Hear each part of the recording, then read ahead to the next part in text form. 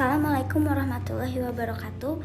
Perkenalkan, nama saya Rahma Nur Syifa, NPM 19.128 dari kelas A, mata kuliah Bahasa Indonesia Hukum. Di sini saya akan mempresentasikan mengenai struktur bahasa hukum, yaitu terkait kasus hukum pembunuhan sadis disertai pemerkosaan terhadap Eno Farihah. Struktur bahasa hukum yang pertama adalah definisi. Dimulai dengan definisi pembunuhan. Pembunuhan secara terminologi adalah perkara membunuh dan perbuatan membunuh. Sedangkan dalam istilah KUHP, pembunuhan adalah kesengajaan menghilangkan nyawa orang lain. Atau menghilangkan nyawa orang lain itu, seseorang pelaku harus melakukan sesuatu untuk rangkaian tindakan yang berakibat dengan meninggalnya orang lain. Dengan catatan bahwa kesengajaan pelakunya harus ditujukan pada akibat berupa meninggalnya orang lain tersebut. Menurut pasal 340 KUHP, pembunuhan berencana yaitu barang siapa dan dengan direncana terlebih dahulu merampas nyawa orang lain diancam karena pembunuhan dengan rencana atau mord dengan pidana mati atau pidana penjara seumur hidup atau selama waktu tertentu paling lama 20 tahun. Definisi yang kedua adalah definisi perkosaan. Menurut Sutanyo Wijosubroto, perkosaan adalah suatu usaha melampiaskan nafsu seksual seorang laki-laki terhadap seorang perempuan dengan cara menurut moral dan aturan hukum yang berlaku melanggar. Struktur bahasa hukum yang kedua adalah melukiskan peristiwa yang terjadi secara kronologis. Pada 13 Mei 2016 ditemukan seorang mayat perempuan di dalam mes di Kecamatan Kosambi, Kabupaten Tangerang. Saat ditemukan, kondisi korban ini mengenaskan dengan posisi telentang tanpa busana di atas kasur. Korban yang diketahui bernama Eno Farihah ini ditemukan oleh saksi bernama Eroh Tikroh Danopi sekitar pukul 8.40 waktu Indonesia Barat. Ketikan dengan posisi telentang tanpa busana di atas kasur. Korban yang diketahui bernama Eno Farihah ini ditemukan oleh saksi bernama Eroh Tikroh Danopi sekitar pukul 8.40 waktu Indonesia Barat. Ketiga saksi merupakan rekan satu mes korban. 15 Mei 2016, titik terang pelaku pembunuh Eno Farihah mulai terlihat. Polisi menangkap seorang terduga pelaku dan dua pria lainnya yang diduga terlibat dalam pembunuhan Eno Farihah ini. Tak ingin berlama-lama, pada pukul 23.00 waktu Indonesia Barat, polisi langsung menggelar prarekonstruksi pembunuhan sadis Eno Farihah di mes pabriknya di Jatimulya, Kosambi, Dadap, Kabupaten Tangerang. 3 orang pelaku yakni Ral, Raf, dan IM dihadirkan dalam prekonstruksian tersebut. Prekonstruksian tersebut berlangsung singkat, yaitu hanya dalam waktu 20 menit. Dalam ini polisi 16 Mei 2016, polisi menetapkan tersangka pembunuh sadis Eno Farihah yang berusia 18 tahun ini. Ada 3 orang ditetapkan sebagai tersangka. Mereka berinisial Ral, Raf, dan IM.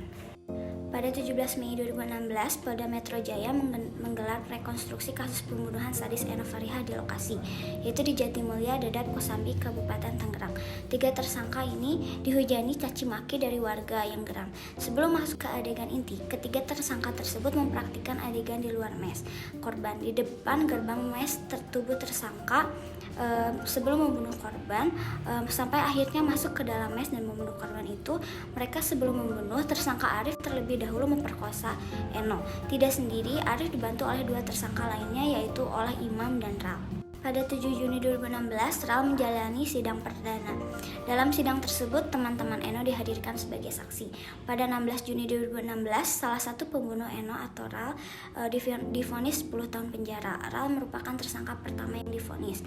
Pada 5 Oktober 2016, 2 terdakwa pembunuh Eno, Rahmat Arifin alias Arif dan Imam Harpiadi menjalani sidang perdana di PN Tangerang. Mereka terancam hukuman mati. 25 Januari 2017, 2 terdakwa pembunuh Eno ini, Rahmat Arifin alias Arif dan Imam Hapriyadi, menjalani sidang dengan agenda pembacaan tuntutan. Keduanya dituntut hukuman mati oleh Jaksa Penuntut Umum atau JPU, menilai keduanya terbukti melakukan pemerkosaan hingga pembunuhan berencana. Lalu pada 1 Februari 2017, Rahmat Arifin alias Arif dan Imam Hapriyadi, terdakwa pembunuhan sadis Eno Farihah, menjalani sidang. Pada 8 Februari 2017, Majelis Hakim PN Tangerang ini menjatuhkan vonis mati terhadap Imam dan Arif. Majelis Hakim yang diketuai oleh M. Irfan Siregar ini menilai keduanya terbukti secara sah melakukan. Struktur bahasa hukum yang ketiga adalah melukiskan tata letak. Yang pertama, ditemukan seorang mayat perempuan di dalam mes di Kecamatan Kosambi, Kabupaten Tangerang. Yang kedua, saat ditemukan, kondisi korban mengenaskan dengan posisi telentang tanpa busana di atas kasur.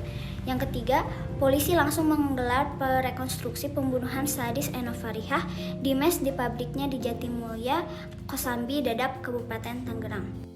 Yang keempat, Polda Metro Jaya menggelar rekonstruksi kasus pembunuhan sadis di lokasi Jatimulya, Dadap, Kosambi, Kabupaten Tangerang.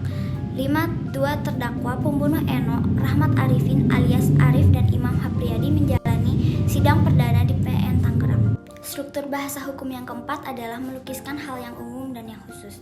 Di dalam kasus tersebut, yang merupakan hal yang umum yaitu kejahatan dan hal yang khususnya yaitu pembunuhan. Hal umum, kejahatan adalah suatu perbuatan tingkah laku yang bertentangan dengan undang-undang. Hal khususnya, pembunuhan adalah suatu tindakan untuk menghilangkan nyawa orang lain dengan cara melanggar hukum maupun yang tidak melawan hukum.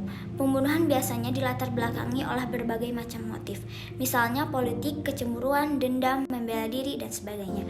Pembunuhan dapat dilakukan dengan berbagai macam cara. Hal yang menjerat terdakwa, terdakwa Imam Hapriyadi dan Rahmat Alim ini didakwa oleh pasal yang pertama adalah pasal 340 KUHP, Jungto pasal 55 ayat 1 ke 1 KUHP, dan pasal 285 KUHP.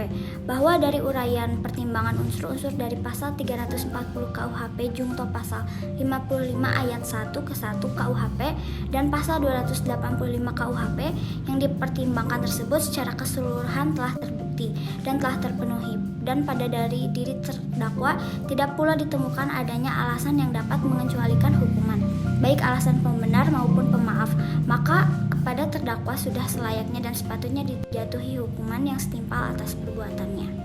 Struktur bahasa hukum yang kelima adalah klasifikasi. Klasifikasi hukum yaitu ada dua, yang pertama hukum publik dan yang kedua hukum privat.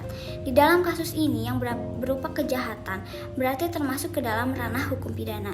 Hukum pidana berarti termasuk ke dalam hukum publik yang artinya menyangkut kepentingan orang lain. Struktur bahasa hukum yang keenam adalah sebab dan akibat. Alasan terdakwa dijerat pasal tersebut adalah bahwa jika dilihat dari sifat perbuatan terdakwa, perkara ini dipandang sangatlah keji dan di luar perikemanusiaan yang tidak bermoral dan tidak mengindahkan norma-norma agama, hingga menurut majelis peraturan pidana yang pantas dan memenuhi rasa kepatutan dan perbuatan terdakwa haruslah dihukum. Berdasarkan fakta-fakta persidangan terdapat hal-hal yang memberatkannya, yaitu yang pertama, perbuatan terdakwa tergolong sadis dan tidak memiliki perikemanusiaan. Lalu yang kedua, perbuatan terdakwa meninggalkan luka yang sangat dalam bagi orang tua korban. Terdakwa tidak mengakui perbuatannya. Terdakwa tidak memperlihatkan rasa penyesalan. Lalu di dalam fakta-fakta persidangan pun terungkap jika terdakwa ini memenuhi unsur pembunuhan berencana dan melakukan pemerkosaan. Hal ini pun didukung dengan pengakuan kedua terdakwa saat persidangan. Hal-hal yang meringankannya tidak ditemukan. Struktur bahasa hukum yang ketujuh adalah prediksi.